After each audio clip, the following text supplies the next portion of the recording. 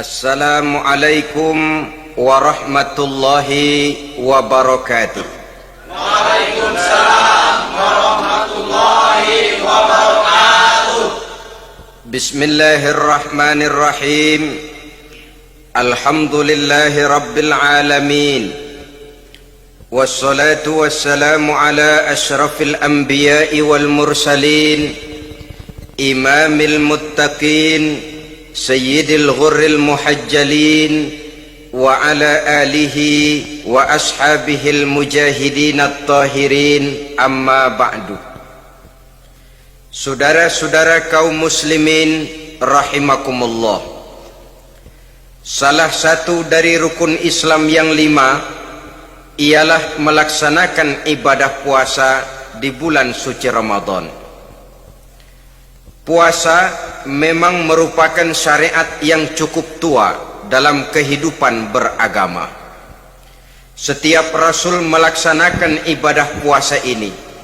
Hanya teknis pelaksanaannya saja yang berbeda sesuai dengan situasi dan kondisi yang dihadapi oleh para Rasul itu sendiri. Puasa yang dalam bahasa Arabnya disebut dengan as-saum, sama artinya dengan al-imsak, yaitu menahan diri dari sesuatu. Dalam pengertian syar'i, puasa ialah menahan diri dari segala yang membatalkan sejak fajar sampai terbenam matahari. Pada pertemuan kali ini secara khusus kita akan membicarakan tentang puasa ini. Kita akan mulai dari yang pertama, puasa sunnah.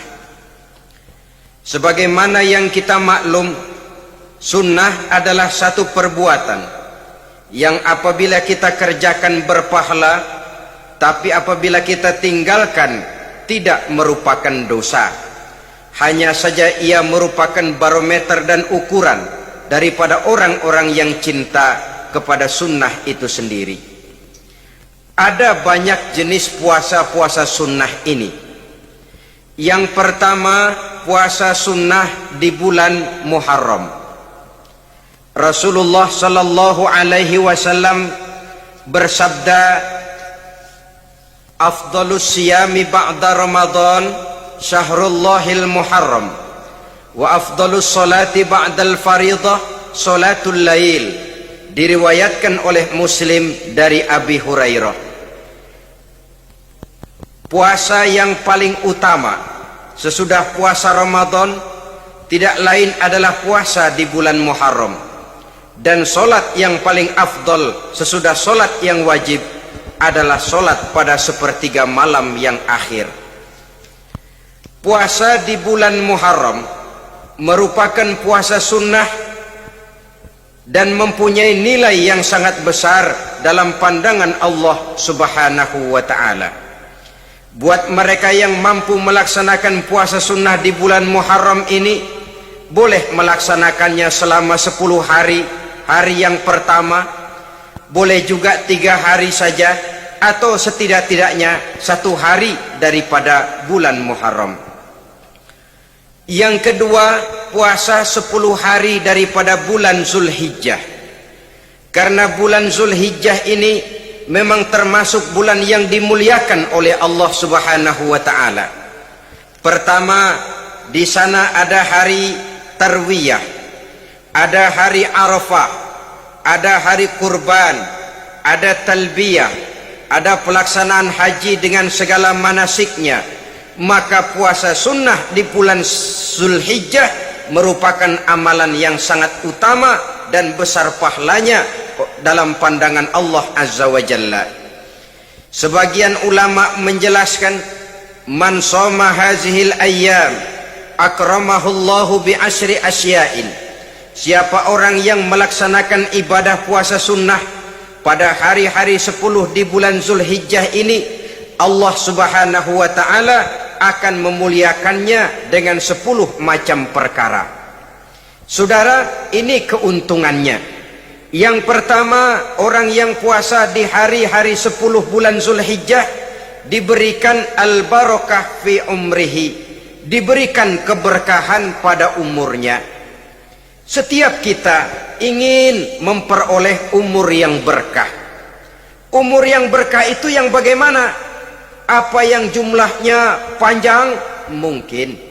Tetapi yang jelas umur yang berkah ini adalah umur yang bisa dipertanggungjawabkan di hadapan Allah Subhanahu wa taala. Artinya umur yang diisi penuh dengan kebajikan, umur yang diisi dengan segala macam kegiatan ibadah, dan umur yang dengan demikian sungguh pun kita sudah mati, jasad terkubur dalam tanah, nama kita akan tetap hidup, dikenal orang oleh karena kebajikan yang kita kerjakan. Saya kira akan lebih merupakan azab ketimbang nikmat kalau orang diberikan umur panjang tapi hanya untuk menumpuk-numpuk dosa saja. Kan lebih baik mana? Umur pendek banyak pahala, umur panjang banyak dosa. Lebih baik mana? Saya yakin yang paling baik tentu umur panjang banyak pahala. Paling sial umur pendek dosa melulu. Sudah diberikan umur pendek tidak seberapa, dosa berlipat ganda. Itu kalau orang kampung bilang tekor namanya. Rugi. Umur pendek hanya untuk menumpuk-numpuk dosa. Boleh jadi kalau umat-umat zaman dulu, saudara, mereka diberikan umur panjang. Nabi Adam, kita tahu Nabi Adam itu 2000 tahun umurnya. Nabi Nuh 950 tahun. Umatnya ya rata-rata segitu itu. Nah, kalau mereka misalnya punya umur 800 tahun, lalu 200 tahun mereka melakukan dosa, kan masih punya restan 600 tahun untuk taubat. Karena umurnya diberikan jatah panjang. Kita ini oleh Allah Subhanahu wa taala, umat Nabi Muhammad ini umurnya pendek-pendek. Kalau nyontoh Nabi 63 tahun saja. Kalau diberikan 70 tahun umur kita sekarang, itu sudah dapat jatah lebih 7 tahun. Alhamdulillah bahwa Allah memberikan saat-saat, waktu-waktu, tempat-tempat yang punya nilai istimewa, sehingga umur yang pendek ini bisa bernilai panjang, nilai ibadahnya bisa bernilai pahala seperti umat yang berumur panjang dahulu itu.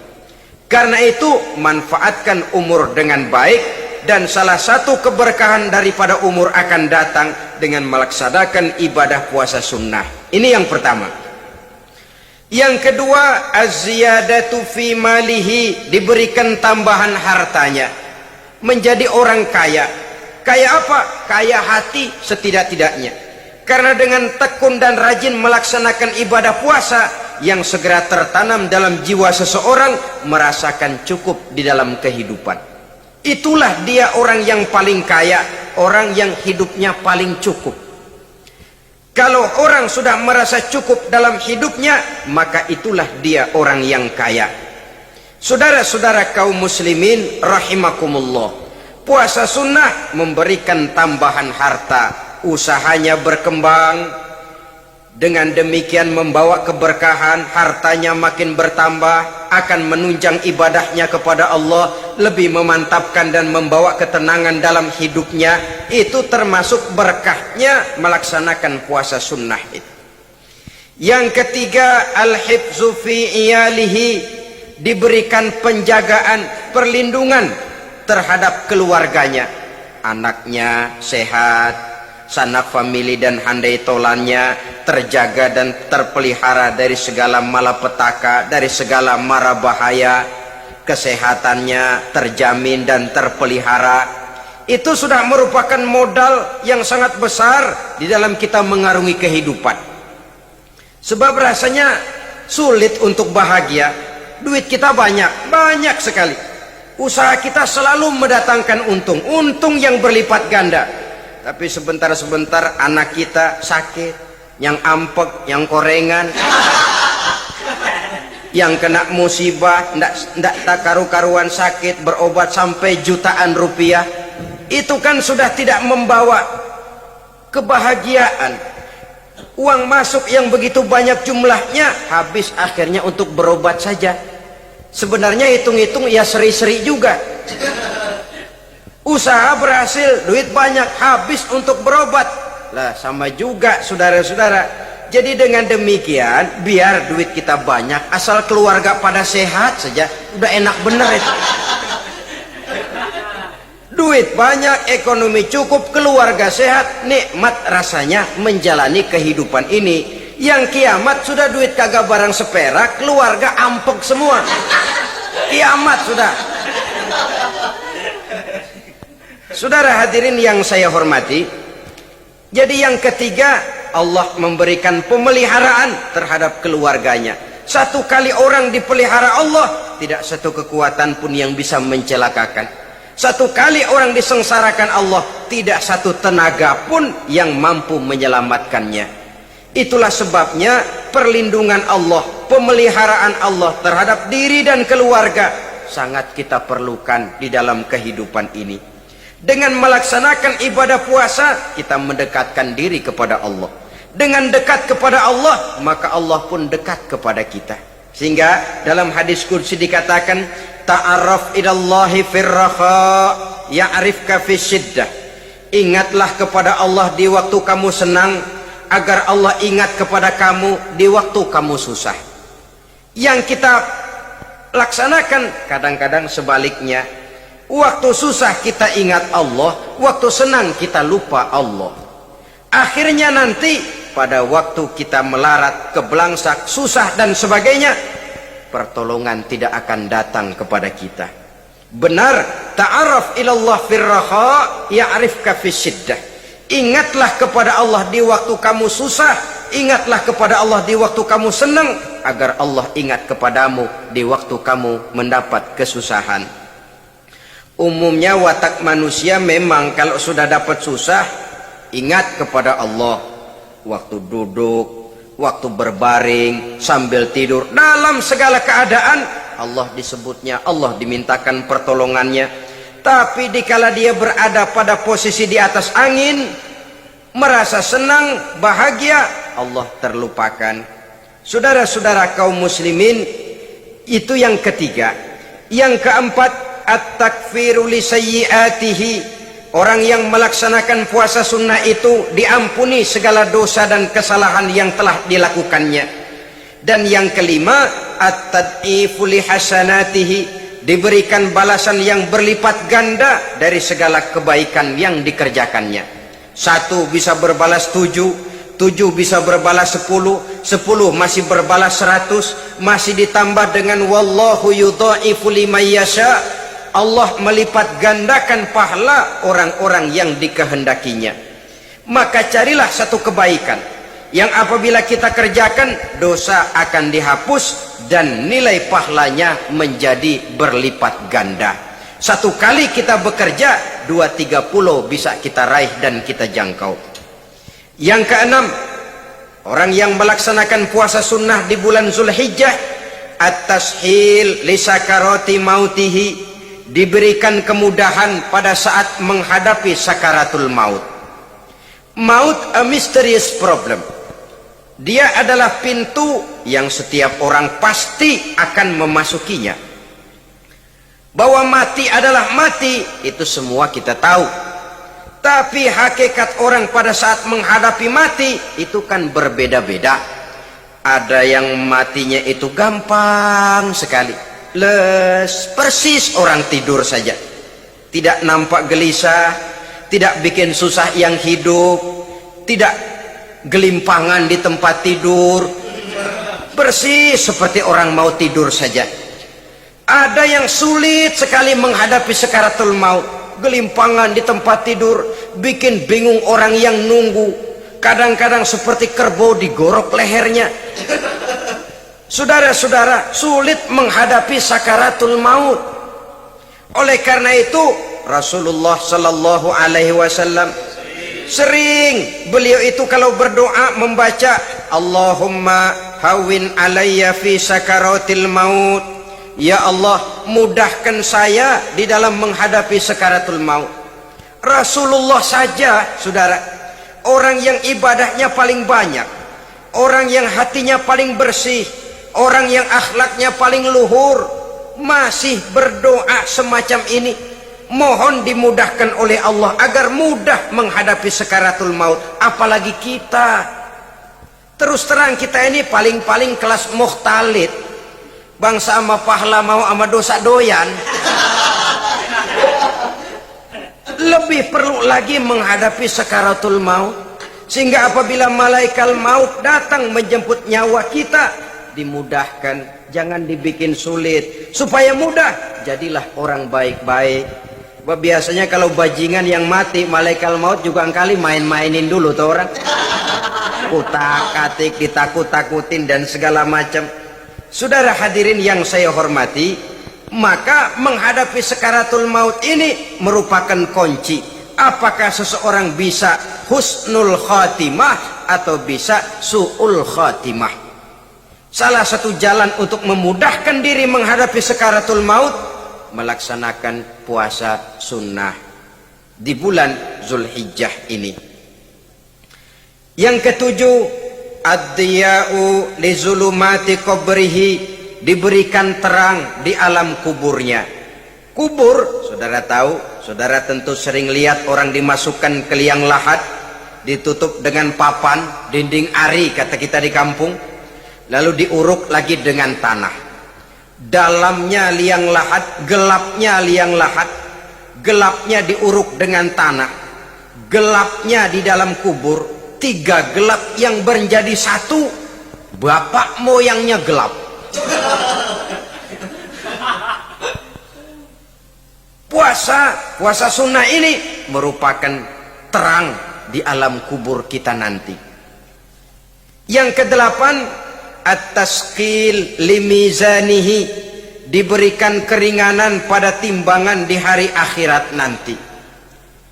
Bahwa setelah dibangkitkan dari kubur, setiap kita akan menghadapi perhitungan, akan ditimbang segala macam kebaikan dan segala macam kejahatan yang pernah kita lakukan di dalam kehidupan. Orang yang melaksanakan ibadah puasa sunnah, at-tasqilu limizanihi, diberikan keringanan timbangan hari akhiratnya nanti. Yang kesembilan, an-najah minal bala, diberikan keselamatan dari segala macam bencana. Dan yang ke-10, as-su'ud ala darajatihi, diberikan ketinggian, naik derajatnya, derajat di dunia, lebih-lebih lagi derajat di akhirat nanti. Ini keutamaan yang diberikan Allah Subhanahu wa ta'ala kepada mereka yang melaksanakan ibadah puasa 10 hari di bulan Zulhijjah menurut penjelasan sebagian dari para ulama kita. Jadi setelah puasa Muharram ada lagi puasa Zulhijjah. Kemudian puasa sunnah yang ketiga, puasa sunnah pada hari Senin dan hari Kamis. Apa sumber hukumnya? Diriwayatkan oleh Imam Muslim dari Abi Qatadah, Rasulullah sallallahu alaihi wasallam ditanya tentang puasa pada hari Senin. Kenapa Rasul melakukan itu? Beliau menjawab, zalika yaumu wulidtu fihi wa yaumu bu'istu au unzila alayya fihi. Hari Senin itu adalah hari di mana aku dilahirkan dan hari di mana aku dibangkitkan. Wahyu pertama turun kepadaku pun pada hari itu. Maka sunnah melaksanakan puasa pada hari itu. Adapun hari Kamis, ada hadis yang diriwayatkan oleh Imam Turmuzi dari Abi Hurairah, Nabi bersabda, tu'radul a'malu yaumul isnaini wal khamisi fa uhibbu an yu'radu amali wa ana sha'im. Diangkat, disetor amal setiap manusia pada hari Senin dan pada hari Kamis.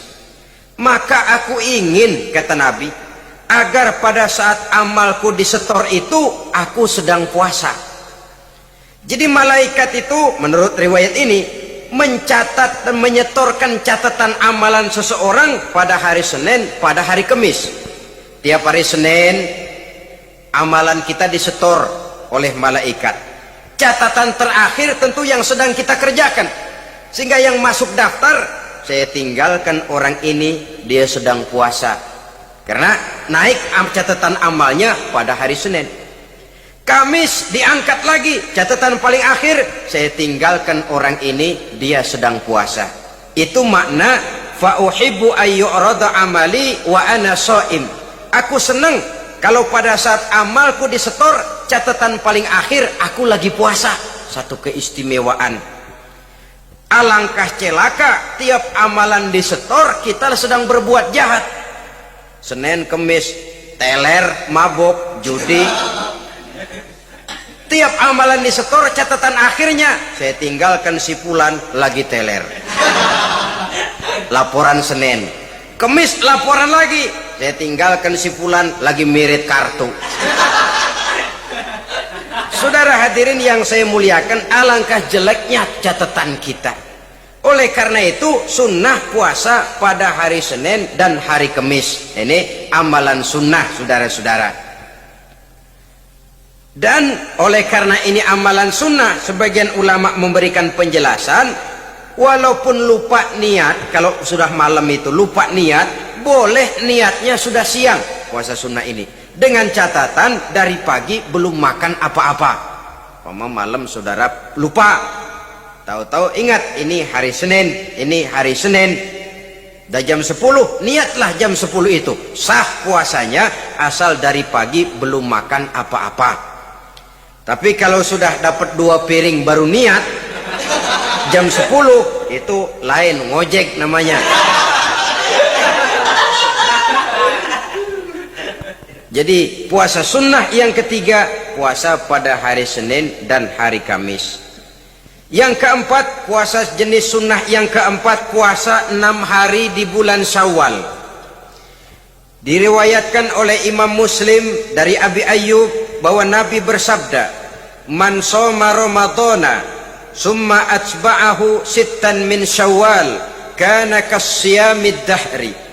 Barang siapa yang berpuasa di bulan Ramadan kemudian diikutinya dengan 6 hari di bulan Syawal, maka dia seolah-olah seperti orang yang berpuasa 1 abad lamanya.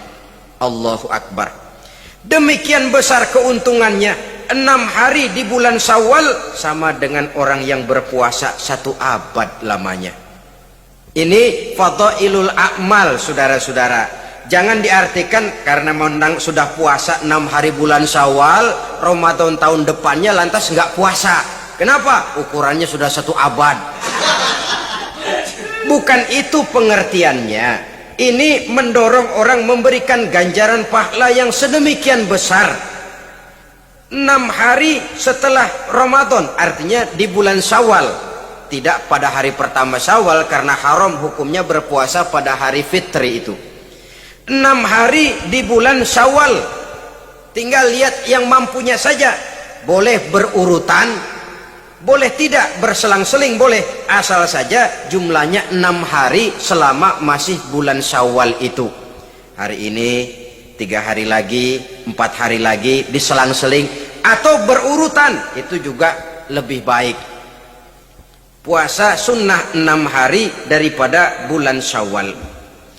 Kemudian yang kelima, puasa sunnah 3 hari pada setiap bulan. 3 hari pada setiap bulan. Diriwayatkan oleh Imam Bukhari dan Muslim dari Abi Hurairah. Abi Hurairah bercerita, ausani khalili sallallahu alaihi wasallam bisalasin. Kekasih saya Rasulullah berwasiat kepada saya, memesankan benar-benar kepada saya untuk melaksanakan 3 amalan yang terpuji. Pertama, siyamu salasati ayyamin min kulli syahrin. Puasa 3 hari dalam setiap bulan. Ini wasiat yang pertama. 3 hari pada setiap bulan. Tidak peduli bulan apa saja. Dalam artian ya bulan menurut perhitungan Islam ya. Muharram, Safar, Rabiul Awal, Rabiul Tsani, Jumadal Ula, Jumadil Akhir, Rajab, Sya'ban, Ramadan, Syawal, Zulqa'dah, Zulhijjah dan selanjutnya. 3 hari pada setiap bulan. Tanggalnya tanggal berapa saja, lebih utama pada yang disebut Yaumul Bid, yaitu hari-hari di mana bulan menunjukkan purnama.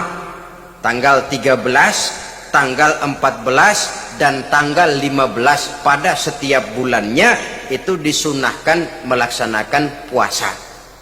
Itu wasiat pertama, puasa 3 hari pada setiap bulan.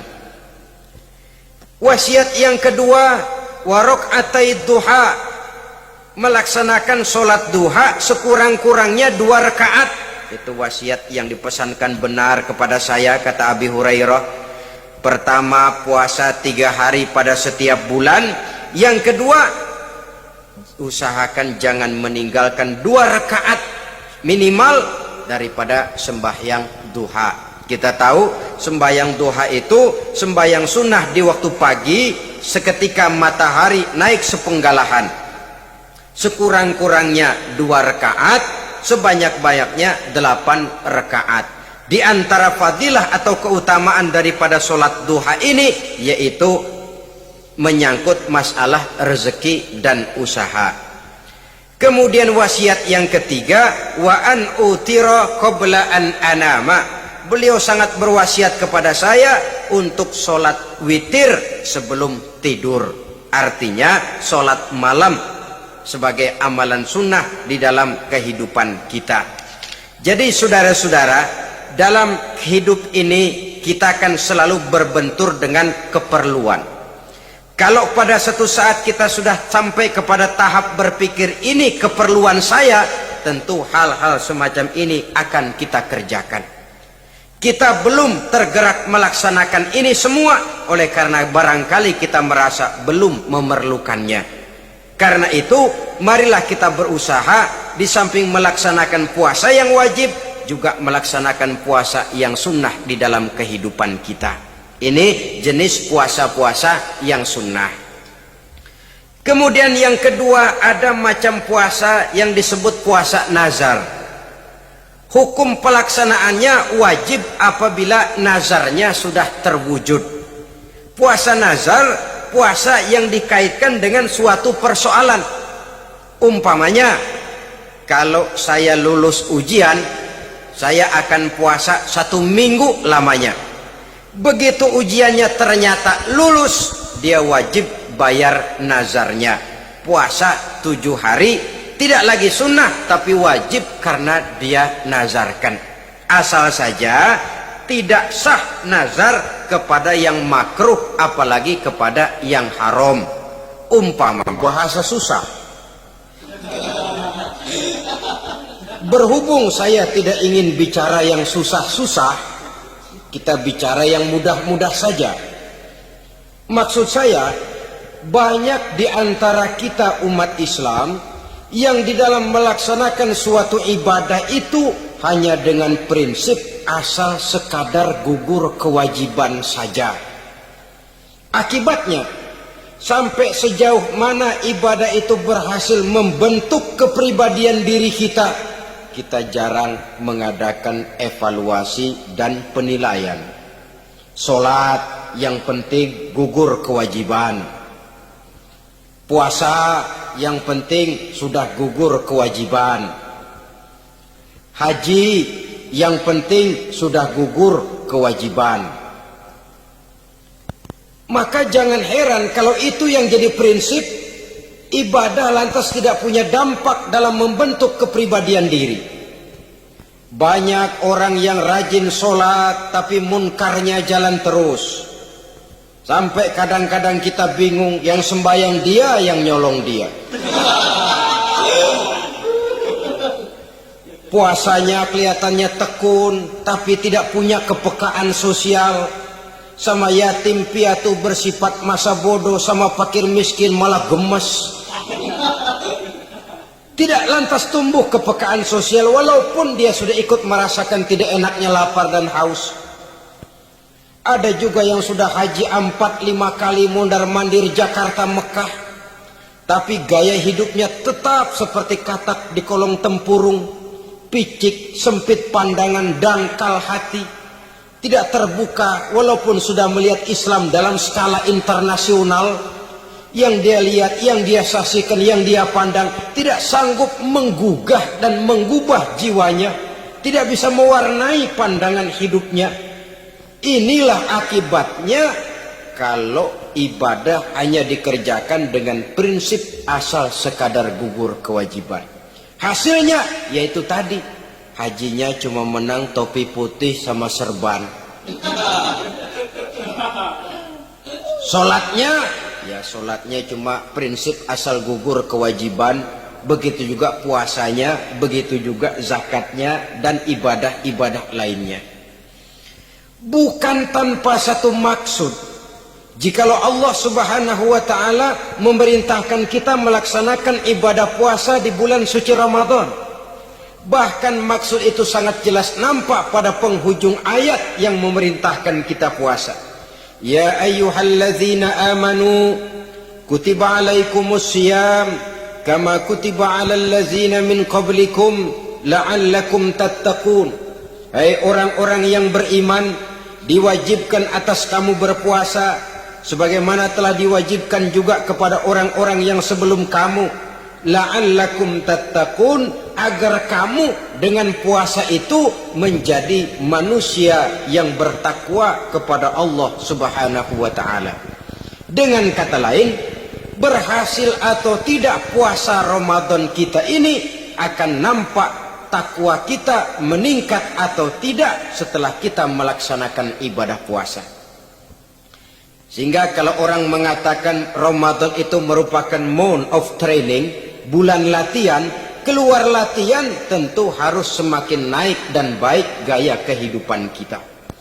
Jadi tujuan utama daripada pelaksanaan ibadah puasa adalah untuk membentuk manusia yang bertakwa. Nah, takwa itu kata Imam Qusairi hurufnya ada 4. Ta, qaf, wawu, ya. Masing-masing huruf ini merupakan simbol dari pribadi orang yang bertakwa yang dibina dan dibentuk oleh pelaksanaan puasanya. Mari kita lihat. Huruf ta adalah lambang dari sifat tawadhu, rendah hati. Orang yang bertakwa, orang yang tidak mempunyai sifat sombong. Puasa menanamkan kita kesadaran terhadap kelemahan, terhadap keterbatasan, terhadap segala ketidakmampuan yang kita miliki. Ya Allah, baru sehari nggak kena makan, nggak kena minum, sudah begini lemesnya. Puasa memang, kalau pagi orang masih sehat, masih terdorong oleh sahur, siang masih lumayan, tapi zuhur ke atas biasanya mulai sikap lemah manusiawi, keterbatasan kekuatan biologis itu mulai nampak. Dari sini tanam satu kesadaran. Kalau begitu apa yang mau disombongkan di hadapan Allah? Kaya, siapa sih orang paling kaya? Ilmu, siapa sih orang paling pintar? Pangkat, siapa sih orang paling tinggi jabatannya? Dari sifat semacam ini lahir introspeksi, rasa mawas diri, timbul sifat tawaduknya, rendah hatinya, tidak melonjak menjadi angkuh dan sombong lantaran sedikit kemampuan dan kekuatan yang dimilikinya. Lalu untuk sikap yang lebih jauh, terwujudlah, terbentuklah apa yang dinamakan stabilitas temperatur batin. Orang tetap konstan menjaga nilai-nilai idealisme yang pernah dimilikinya. Dia mulai dengan adil, dia berjalan tetap dengan keadilan, dan dia berakhir juga tetap dalam keadilan. Jangan mulainya adil, tengahnya setengah adil, di akhirnya malah zolim sama sekali. Ini tidak punya stabilitas temperatur batin. Kan banyak orang begitu toh. Mulanya benar, belakangan mau benar sendiri. Mulanya sudah rela berkorban buat kepentingan orang banyak, belakangan malah selalu mengorbankan kepentingan orang banyak. Waktu di bawah rajin baca ayat kursi, dapat kursi lupa ayat.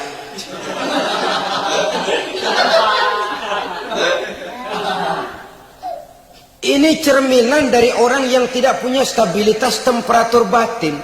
tertipu oleh perasaan seolah-olah situasi dan kondisi sudah serba memungkinkan, sudah serba menguntungkan. Orang yang dibentuk pribadinya oleh pelaksanaan ibadah puasa, dia sadar apapun keberhasilannya, apapun kedudukannya, apapun nilai kekayaannya, itu cuma sebagian kecil sekali dari apa yang ada pada zat Allah Subhanahu wa ta'ala. Dari sini timbul sikap rendah hati, tidak takabur, sesuai dengan namanya takabur dari kalimat takabbaro ya takabbaru, membesar-besarkan diri. Orang yang suka membesar-besarkan diri, orang yang tidak yakin bahwa dirinya orang besar, lalu dibesar-besarkan dirinya. Sebenarnya itu sudah satu sikap di mana dia tidak percaya kepada diri sendiri. Dirinya sebenarnya bukan apa-apa, cuma ingin dianggap besar, lalu dibesar-besarkan. Takabbur namanya. Puasa sekali lagi melatih kita menanamkan kesadaran akan kelemahan dan keterbatasan kita sebagai makhluk. Itu sikap tawadu. Fir'aun, saudara tahu Fir'aun itu kan dulunya cuman raja. Lama-lama dia jadi raja, lupa diri dan lupa daratan, melonjak menjadi angku dan sombong sampai kepada puncak kekurang ajarannya, memproklamirkan dirinya menjadi Tuhan. Hitler juga begitu. Pendeknya, orang manakala tidak ada kesadaran tentang dari mana segalanya berasal dan kemana segalanya akan kembali, dia mudah out of control. Kalau sudah out of control, maka dia akan melakukan perbuatan yang melampaui batas. Itu yang pertama. Jadi orang takwa, orang yang rendah hati, salah satu tujuan daripada pelaksanaan ibadah puasa menanamkan sikap rendah hati. Dari sikap rendah hati ini yang timbul lalu apa? Kepekaan sosial. Kalau saya puasa, saya sudah merasakan bagaimana tidak enaknya lapar.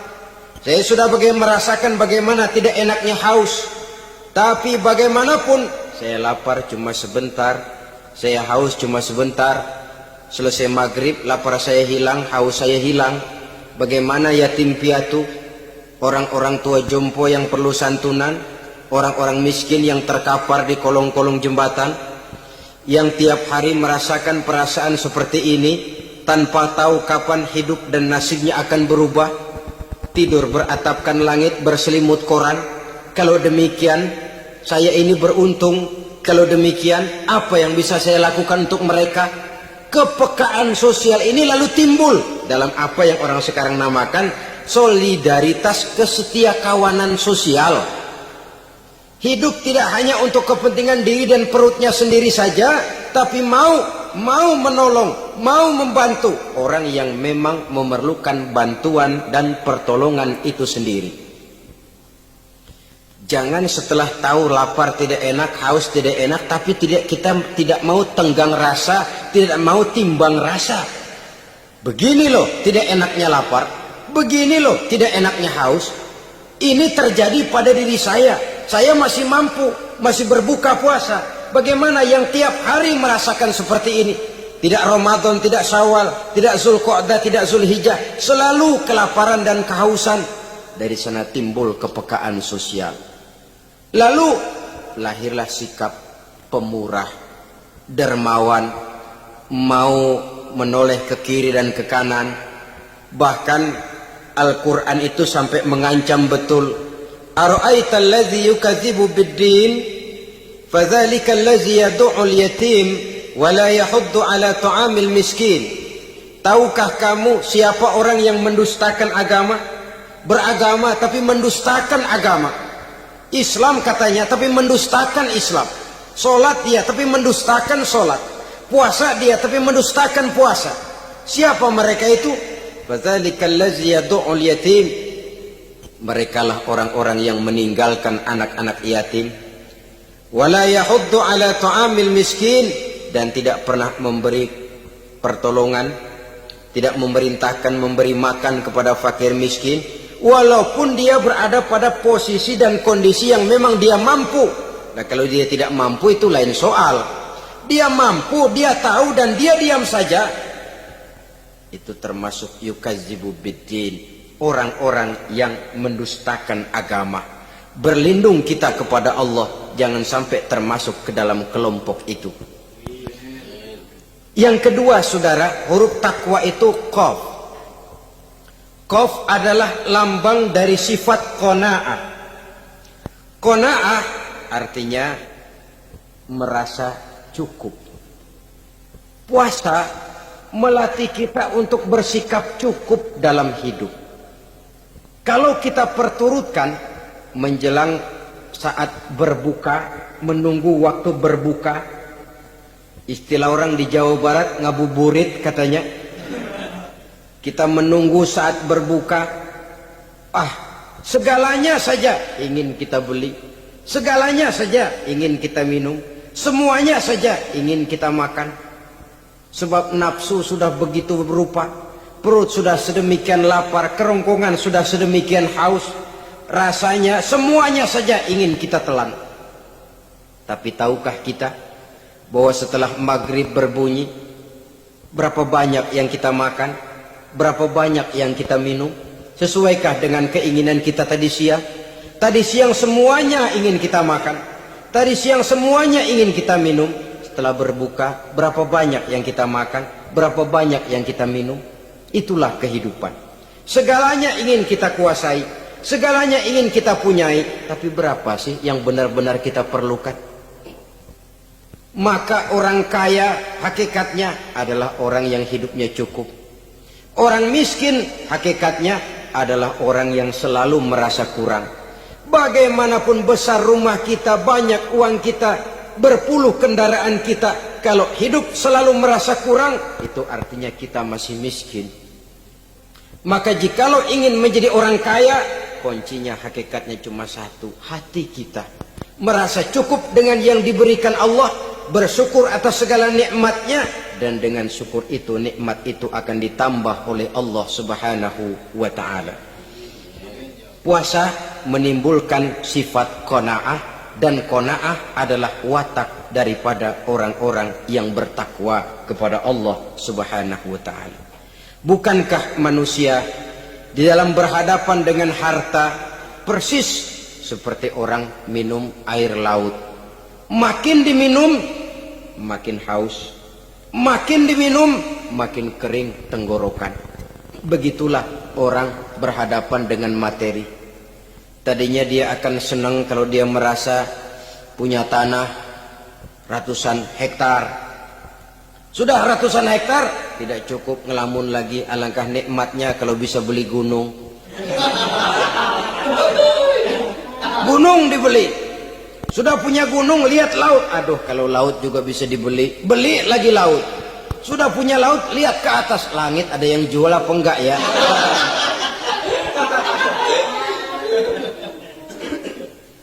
Seperti orang berhadapan dengan air laut yang makin diminum makin membuat kita haus dan makin kering tenggorokan ini. Maka itu harus dihentikan. Sikap untuk menghentikan itu tidak lain adalah dengan sifat qanaah itu tadi. Merasa cukup dengan apa yang diberikan Allah, mensyukuri nikmatnya. Itu yang kedua. Yang ketiga, pada kalimat takwa ada huruf wawu. Wawu adalah simbol dari sifat wara dengan ain. Wara, orang yang terpelihara dirinya baik dari yang syubhat, lebih-lebih dari yang haram. Syubhat, saudara tahu, barang yang remeng-remeng. Tapi sungguh pun remeng-remeng, kira-kira prosentasenya 70-30. 70% haram, 30% kemungkinan halalnya. Maka yang syubhat lebih baik dijauhi daripada diambil. Orang yang punya kepribadian wara, dirinya terpelihara, jangankan dari yang haram, dari yang syubhat saja dia sanggup menjaga dan memelihara dirinya. Oleh karena itu saya heran kalau orang di bulan Ramadan dia sanggup menjaga diri di waktu siang dari jenis makanan yang halal, dari jenis minuman yang haram. Ada tahu nganggur di meja siang, enggak dia makan. Ada air teh nganggur di meja siang, enggak dia makan. Padahal itu jenis makanan dan minuman yang halal. Tapi ketika datang maghrib, dia berbuka dengan makanan-makanan yang dibeli dari uang yang dihasilkan dengan cara yang haram. Bukankah itu sesuatu yang terbalik? Bukankah dengan demikian sudah tidak lagi menimbulkan sikap yang bisa memelihara dan menjaga kepribadian diri? Orang yang membiasakan diri terpelihara dari yang syubhat apalagi yang haram, maka baik yang dipakainya, yang diminumnya, yang dimakannya terdirilah dari barang-barang yang baik yang dihalalkan oleh agama. Wara. Kemudian yang keempat, pada huruf kalimat takwa ada huruf yakin. Huruf ya simbol dari sifat yakin. Orang yang puasa dibentuk kepribadiannya mempunyai satu keyakinan yang tangguh. Dan keyakinan adalah ciri daripada orang yang takwa. Kita lihat, yang dipanggil melaksanakan ibadah puasa ini kan iman. Karena memang sulit untuk melaksanakan puasa kalau tidak iman yang jadi dasar. Setidaknya seperti sudah pernah saya sampaikan, ibadah puasa ini memang sulit terkena penyakit show. Kalau kita sholat barangkali terangsang karena kelihatan orang lain. Kalau kita pergi haji mungkin jadi sugesti karena orang banyak tahu. Kalau kita bayar zakat mungkin kita jadi terangsang karena banyak orang lihat. Tapi kalau sudah puasa, puasa itu kan yang tahu cuma kita dan Allah saja. Ya, kita sholat, orang lain lihat, kita jadi rada semangat. Kita pergi haji, orang lain banyak ngantar, kita semangat. Kita bayar zakat, orang lain banyak saksikan, kita bersemangat. Tapi kita puasa, siapa yang mau nyaksiin kita puasa? Siapa yang mau memuji kita puasa? Siapa yang mau menyanjung kita puasa? Itu cuma urusan kita dan Allah saja. Oleh karenanya, dasar daripada pelaksanaan ibadah yang satu ini tidak lain keyakinan. Karena keyakinan yang jadi dasar, biar lapar melilit perut, biar haus mencekik tenggorokan, segalanya jadi terasa indah dan nikmat. Untuk satu keyakinan, penderitaan akan merupakan kenikmatan. Tidak ada kerja yang lebih indah selain kerja yang didasarkan kepada satu keyakinan bahwa yang kita kerjakan itu adalah sesuatu yang benar. Dalam hal ini, sesuatu yang diperintahkan oleh Allah Subhanahu wa ta'ala kepada kita. Saudara-saudara kaum muslimin rahimakumullah, demikianlah titik evaluasi kita. Jangan berpuasa hanya dengan prinsip asal sekadar menggugurkan kewajiban saja, yang akan berakibat Ramadan tahun ini berakhir begitu, Ramadan tahun depan berakhir begitu, dan dari tahun ke tahun kita hanya terjebak menjalani rutinitas ritualnya saja. Bahkan kadang-kadang yang nyata betul, Nabi menganjurkan tingkatkan ibadah pada 10 hari yang akhir di bulan Ramadan. Tanggal 20 sampai akhir Ramadan. Yang kita praktekkan malah kegiatan ibadah kita justru menurun pada 20 Ramadan yang akhir. Coba lihat 20 Ramadan ke atas. Itu pasukan tarawih paling kelas 60-70 tahun ke atas. Kemana yang lain sudah berpikir menghadapi lebaran, berpikir pulang mudik, berpikir macam-macam. Akibatnya konsentrasi ibadah lalu buyar. Dianjurkan Rasul, tingkatkan ibadah pada 10 hari yang terakhir. Kita malah makin ke akhir makin lancip.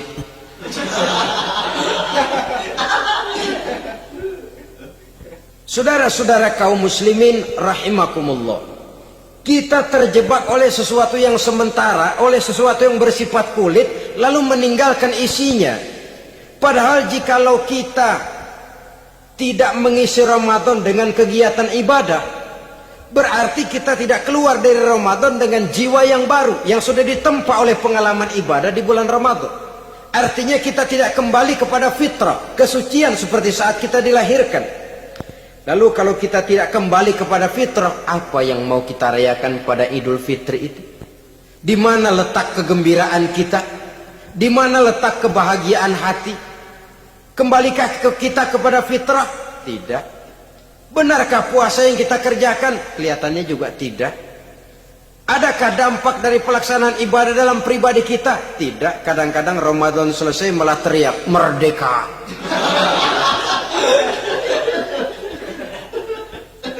Kalau tadinya Ramadan dia merasa terhalang, mau keluar siang, mau makan siang, bulan puasa, mau minum siang, bulan puasa, mau gandengan, bulan puasa. Ramadan selesai, kibarin bendera, teriak merdeka. Lalu kembali merajalela. Saudara-saudara, dampaknya tidak akan kelihatan. Padahal puasa yang baik, la'allakum tattaqun, membentuk manusia yang bertakwa kepada Allah Azza wa Jalla. Nah, sekarang apa kemudahan dan keistimewaan yang akan diberikan Allah kepada mereka yang sampai kepada tingkat takwa ini? Al-Quran menjelaskan, pertama, wa may yattaqillaha yaj'al lahu makhraja. Barang siapa yang bertakwa kepada Allah Subhanahu wa taala, maka dia akan diberikan makhraja. Makhraja itu jalan keluar dari segala macam kesulitan. Jalan keluarnya ada saja. Menurut ukuran kemampuan dia tidak mungkin, mustahil, tidak bisa, mana mungkin. Tapi pada waktunya ada saja jalan keluarnya. Termasuk jenis yang yaj'al lahu makhraja. Orang yang bertakwa kepada Allah selalu diberikan jalan keluar dari segala kesulitan yang dihadapinya. Siapa sih orangnya yang tidak pernah sulit dalam hidup ini? Siapa orang yang tidak pernah mengalami kesulitan? Tapi kadang orang menilai, itu kelihatannya hidupnya enak aja ya, kayaknya gak pernah mengalami kesulitan. Sebenarnya bukan tidak pernah mengalami kesulitan, Allah selalu memberikan jalan keluar dari segala kesulitan yang dihadapinya. Lah kalau Allah yang memberikan jalan keluar, tentu sangat mudah sekali. Orang yang bertakwa diberikan jalan keluar dari segala macam kesulitan. Satu.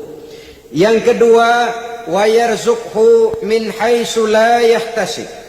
Dia akan diberikan rezeki oleh Allah dengan jalan yang tidak disangka-sangka. Rezekinya datang dengan cara yang tidak disangka-sangka.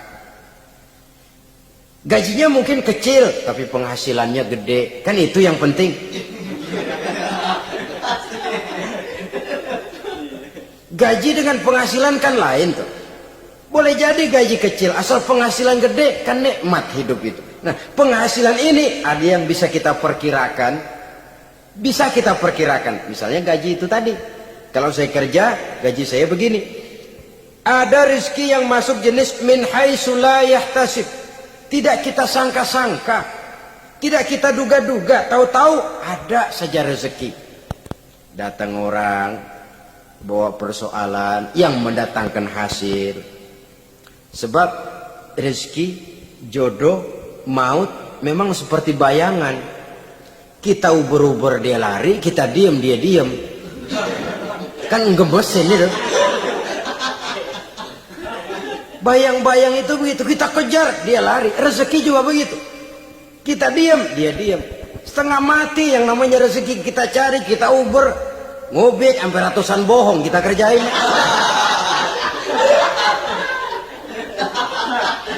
Tapi memang belum waktunya, ya sulit untuk tembus. Tapi kadang-kadang giliran kita nongkrong di rumah, datang orang bawain rezeki. Itulah yang namanya rezeki. Tapi ini untuk orang yang bertakwa. Kalau tidak punya kredibilitas takwa, jangan lalu pakai ayat ini. Diberikan Allah dengan rezeki dengan jalan yang tidak disangka. Kan ada ayatnya dah, kita mah mantang aja di rumah dah. Ntar juga tuh rezeki datang. Ini fasilitas yang diberikan kepada orang yang wa may yattaqillah, bertakwa kepada Allah, yarzuqhu min haitsu la yahtasib, diberikan rezeki dengan cara yang tidak disangka-sangkanya. Maka kadar ketakwaan jangan membuat kita buruk sangka. Tuh orang ya nggak kemana-mana, duitnya ada aja. Kalau dia takwa, Allah berikan jalan keluar. Jangan lantas ngelihat kiai orangnya ahli ibadah, ilmunya tinggi, akhlaknya luar biasa, takwanya tinggi, rezekinya lancar, lalu husnuzon nih kiai nggak kemana-mana, duitnya banyak, miara tuyul kali ini. Itu termasuk jaminan Allah yang masuk kategori min haitsu la yahtasib. Yang ketiga, yaj'al lahu min amrihi yusra. Dimudahkan segala urusannya. Dimudahkan segala urusannya.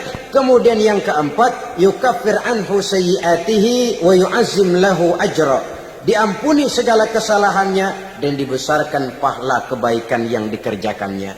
Maka mudah-mudahan puasa yang kita kerjakan mengantarkan kita kepada ketakwaan kepada Allah, dan takwa membuka janji Allah kepada kita di dalam kehidupan ini.